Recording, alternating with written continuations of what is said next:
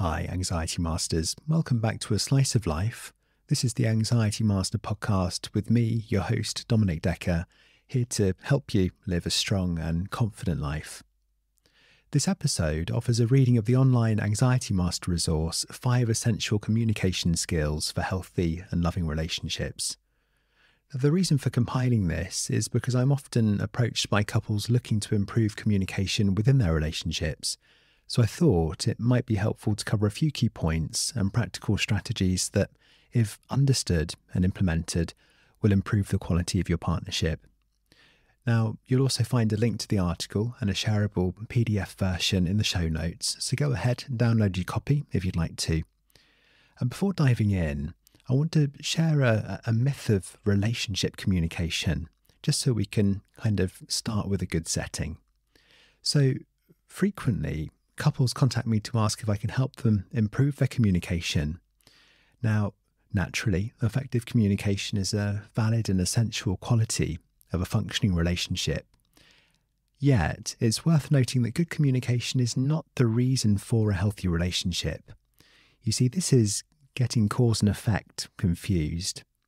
Instead, good communication is a feature of a healthy relationship, while problems with communication are a symptom of a relationship that's already in hardship. So for instance, if you think back to the early days of your time together, both you and your partner likely had positive expectations of one another, and as a result, your communication was good. Well, you likely made space and time for one another. You would have been kind and generous in your interpretations of each other's intentions and behaviour, and perhaps gave attention freely and looked to recognise your partner's qualities with hope and interest. Now here, there's a good chance that things worked well, and when a relationship works well, it's easy to communicate well. Perhaps this was before the external pressures of co-living, parenting, or simply just the daily stresses of navigating life came between you both. But that being said, with care and awareness, there's always room for improved communication in all of our relationships, in fact, in all of our daily interactions. So whether it's a partner, a friend, or a family member, you can apply today's principles and strategies to transform how you relate to those you care about the most. Okay, let's dive in. Effective communication weaves crucial elements, for instance, acceptance, belonging, and emotional connection of an intimate relationship together. So when our ability to communicate effectively is compromised, we often feel misunderstood, rejected, or stressed and upset. So why is this? Well, because at its core, a relationship is a shared investment. It's a joint declaration of hopes, dreams, and intentions. So we instinctively monitor this investment to ensure that our needs and desires are acknowledged and truly understood. Now, consistent practical and emotional reassurances that our partner is on the same page help maintain this precious joint asset. So we seek clear indications that our partner stands with us in upholding the core qualities that form our relationship's foundation. These are like loyalty, honesty, safety, and trust.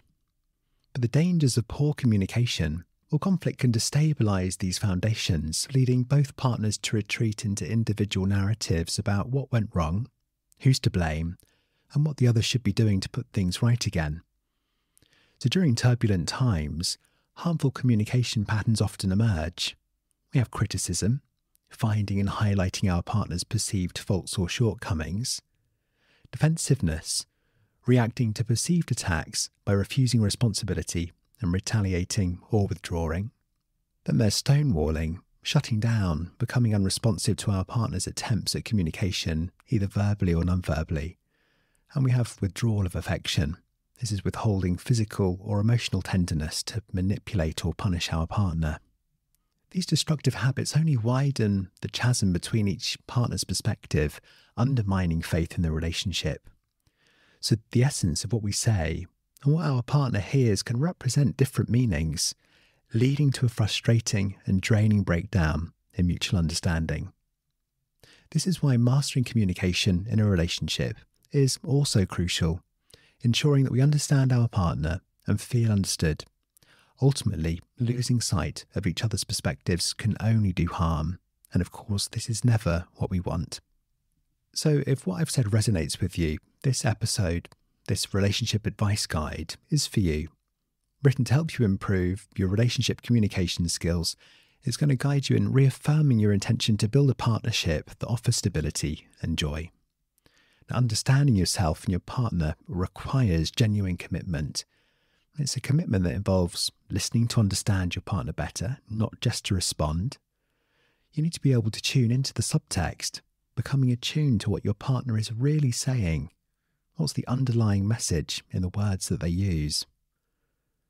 Reflecting honestly upon where your assumptions may be causing harm. Fostering a receptive attitude to change the story that you're telling yourself. Embracing getting it wrong and taking pride in apologising. And being prepared to move on from the past and look to the future. So are you ready to put this work in? Because relationships require effort and dedication. However, the effort required to do justice to your relationship will be lighter than the weight of regret if you fail to try. So as you embark on this journey of understanding and nurturing your relationship, know that your efforts will be rewarding and well worth it. So to our first step, know how to improve communication in your relationship. Understanding communication styles here, you see, effective communication in your relationship is about more than just speaking and listening, because it requires a deep understanding of how you and your partner uniquely express yourselves. Keep in mind that not everyone communicates in the same way, and for instance, some people prefer an immediate, frank discussion when faced with a problem. In contrast, others need time to process their feelings before talking. Recognizing these differences in communication styles is crucial as it sets the foundation for mutual understanding in your relationship. Similarly, understanding your partner also involves recognizing the unique ways you both prefer to express and receive love and appreciation. Now, more recently, these ways of expressing love have been framed as love languages. This is a concept presented by Dr. Gary Chapman, and his work identifies 5 primary love languages. These are words of affirmation, quality time, receiving gifts, acts of service, and physical touch. And so, by understanding these love languages, both your own and your partner's, you can communicate your expectations and eliminate the guesswork in deciphering your partner's desires. So, to reflect upon this concept of love languages, take a moment to consider, well, what gestures or acts of love resonate with you the most? Perhaps it's hearing compliments or words of affirmation like, "You're looking great today," or the thought and time that go into simple acts of service, such as a meal cooked for you after a long day's work. You may value receiving small tokens of affection, like a loving note on the breakfast table, or it could be the quality time that you spend together that nourishes your relationship. For some, physical closeness, whether it's holding hands, kissing, hugging, makes your time together feel genuinely worthwhile. Emotionally secure and intimate relationships often involve a combination of these gestures and expressions of love. However, the others won't replace your partner's primary preference for experiencing love. This is usually what they're inclined to offer. So for instance, if physical touch is yours or your partner's preference, no number of presents or compliments will replace this. They want to know that you're there emotionally and physically. With this in mind, here are some questions to deepen your understanding of your partner's love language. Number 1, what makes you feel deeply appreciated? Then, have you asked your partner what makes them feel genuinely appreciated? And to what extent are you both aware of and aim to fulfill each other's preferences? Now remember as well, writing down your answers or discussing them with your partner is beneficial. These open conversations play a vital role in improving communication within your partnership. The next step is to understand your emotional needs in a relationship. So, to build trust and enhance communication, you must understand and learn to fulfill yours and your partner's emotional needs. Well, just as we have fundamental physical needs like food, water, warmth and shelter for survival, we also have critical emotional needs that ensure our emotional health and well-being. Now, when emotional needs are met, we feel at peace and secure. And this in turn gives us the extra capacity to face relationship challenges and overcome them as a team. Well, meeting emotional needs is vital for maintaining a healthy, loving relationships. So let's delve into these 9 emotional needs. Well, we've got security. A sense of safety and certainty is foundational for human development.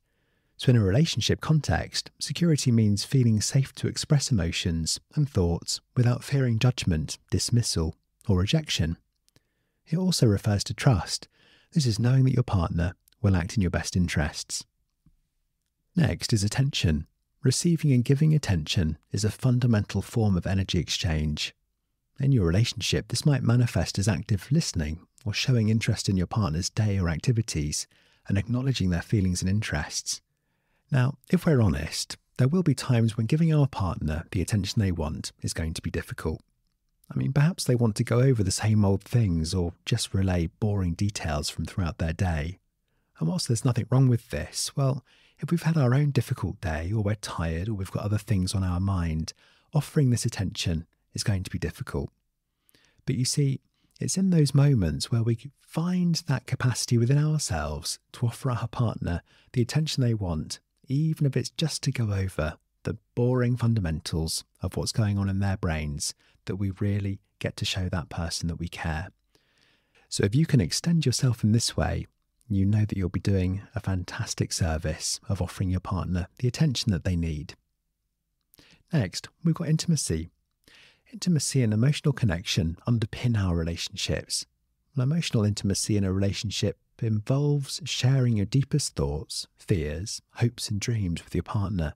This is fostering the vulnerability, closeness and mutual understanding that you want to share between you both. We've also got a need for privacy. This is time and space to reflect upon and consolidate experiences, and this is really essential.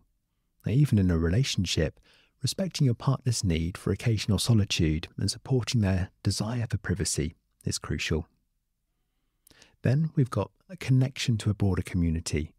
This is another essential need. Interacting with a larger social group and feeling part of that group can bring fulfillment. And this can be achieved through shared social activities such as attending gatherings with friends or family as a couple or participating in community events or causes together. We also have a need for competence and achievement. So having a sense of our abilities and the conviction that we can meet life's demands is essential.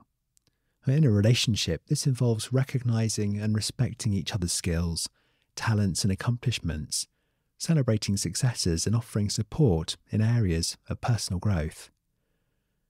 We have a need for autonomy and control, and this is having a sense of agency over our lives. In a relationship, this could mean having an equal say in major decisions like where to live or whether to have children. Then we have a need for status. Feeling accepted and valued in our social groups is vital for our self-esteem. And this need can be met in relationships by feeling valued and respected by your partner. It might involve acknowledging each other's roles in the relationship and society and showing appreciation for each other's contributions. And finally, we have a need for meaning and purpose. This is being stretched, aiming for meaningful goals, and having a sense of a higher calling or serving others creates a sense of purpose. In a relationship, this can involve sharing common goals and values or supporting each other's individual endeavours and working together towards shared dreams or objectives. Now, when these emotional needs are sufficiently fulfilled, we feel validated and secure about our place in the world. But on the other hand, unmet needs can become a significant stressor within our lives. So, how do these needs relate to successful relationships? Well, you can think of these 9 needs as the elements of emotional nutrition. So when partners meet their emotional requirements from different sources, whether it's friends, family, hobbies, meaningful work and experiences, etc., they feel emotionally well fed.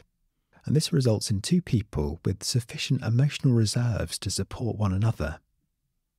In a relationship, the needs of both individuals are equally important. If someone is unhappy, stressed or anxious, likely one or more of their emotional needs are not being fulfilled. The subsequent distress can then impact the relationship And sometimes a partner might think that the relationship is at fault when, in reality, it's their own life that's out of balance, yet they look to the relationship as a solution to their troubles. I want to briefly share with you Tom's story. He was blaming the relationship for his own emotional upset. Now, Tom sat before me and wept. He'd nearly ended his marriage to a loving partner, a turn of events that would also restrict access to his 2 wonderful children. How could he have been so stupid? This was the question that had been circling in his thoughts and tormenting him. So what had happened? Well, 2 years prior, Tom and his wife had moved from the US to Germany to be closer to her family. The transition had started relatively well. However, the arrival of a second child had made it hard for Tom to adjust to his new life. Well, he couldn't muster the strength and focus to learn German, and as a result, his social and professional outlook had stalled. In short, he'd become a shadow of his former confident and capable self. Tom felt trapped. In his distress, he looked to his family circumstances as the reason for his troubles. Reminiscing about less troubled and demanding times, he nearly concluded that he needed to be alone. Fortunately, Tom came to a realization. His troubles were nothing to do with his loving wife and beautiful children. His troubles resulted from unmet needs in his life, ones his wife could offer support for, but ultimately only he could fix.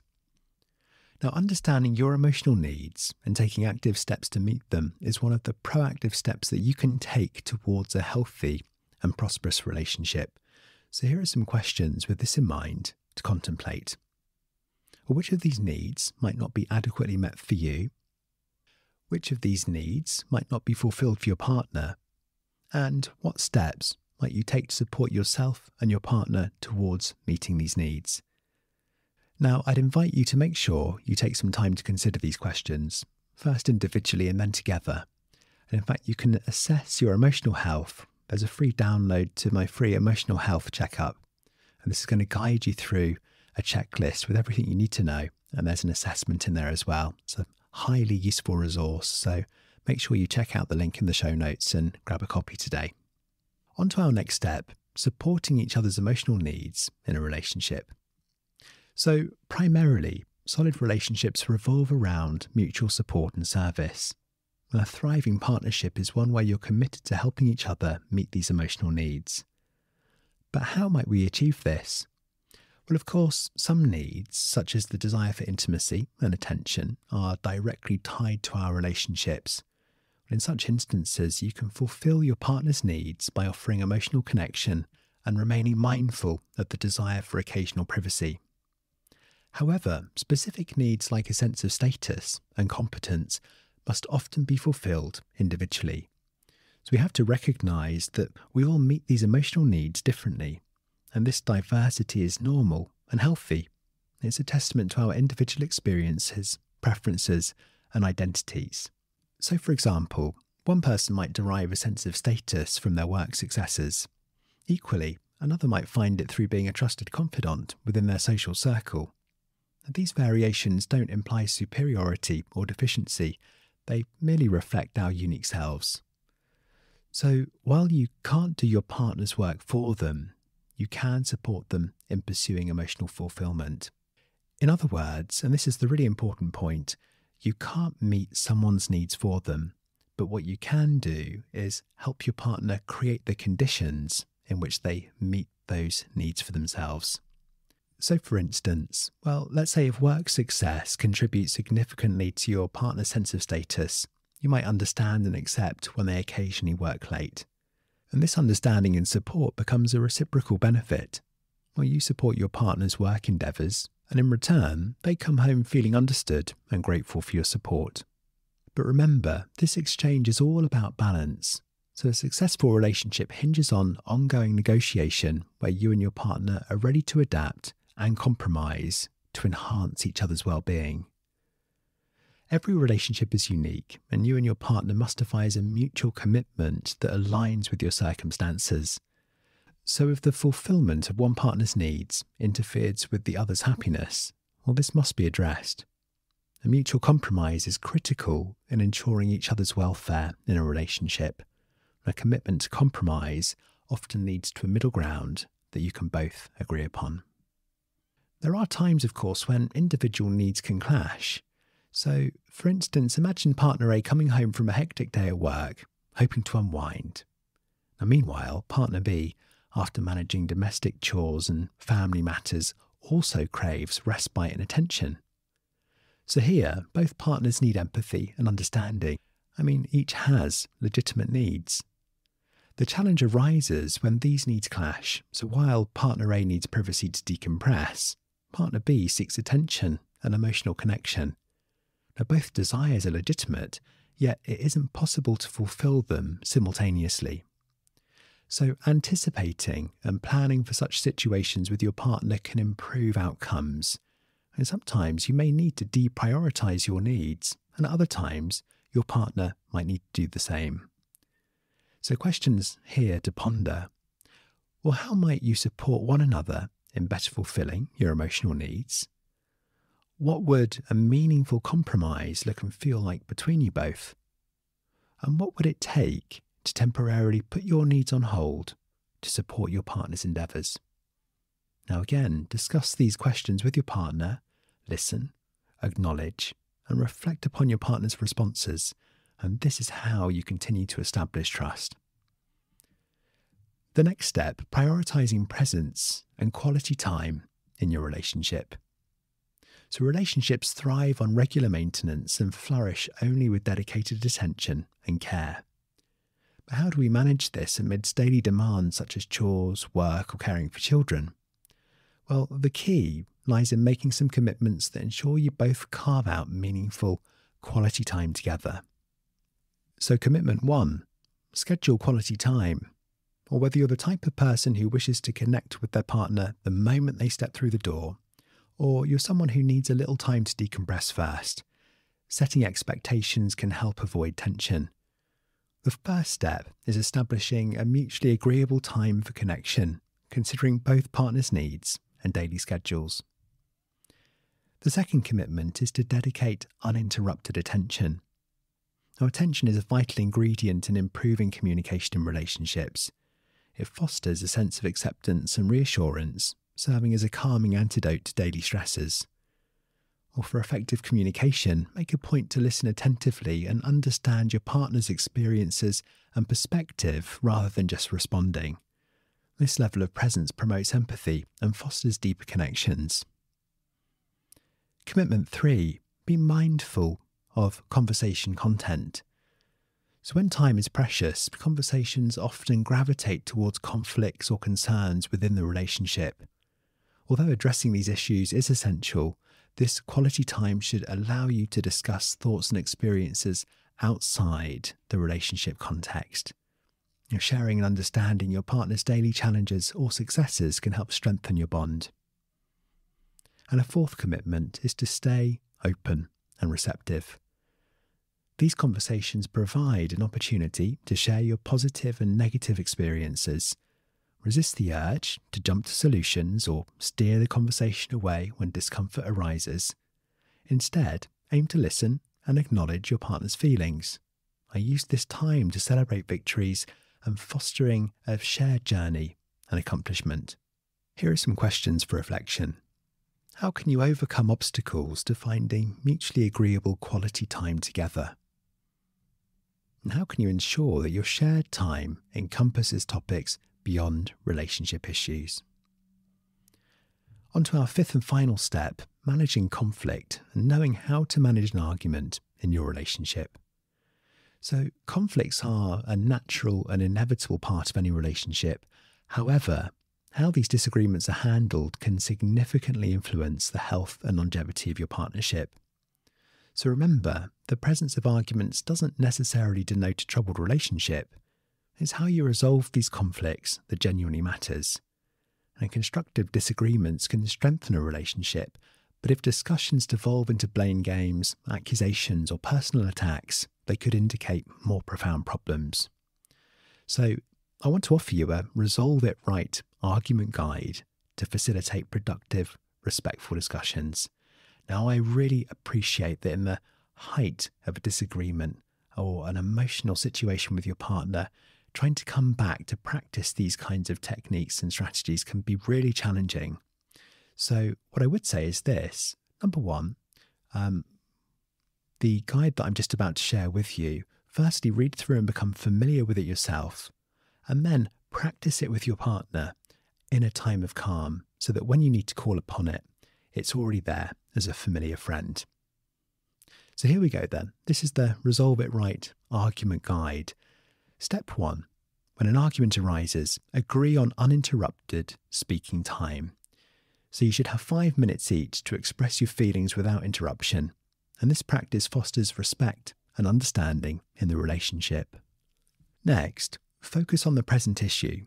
So try to avoid dredging up old grievances. As easy as it is, stay focused on the current disagreement to prevent escalating the argument. Step 3, avoid personal attacks. So focus on addressing the issue at hand, not attacking each other's character. After all, it's you and your partner versus the problem, not you versus your partner. Step 4, bypass absolutes. You really want to stay clear of words like always and never, because these blanket statements are rarely accurate and they can exacerbate conflict instead of resolving it.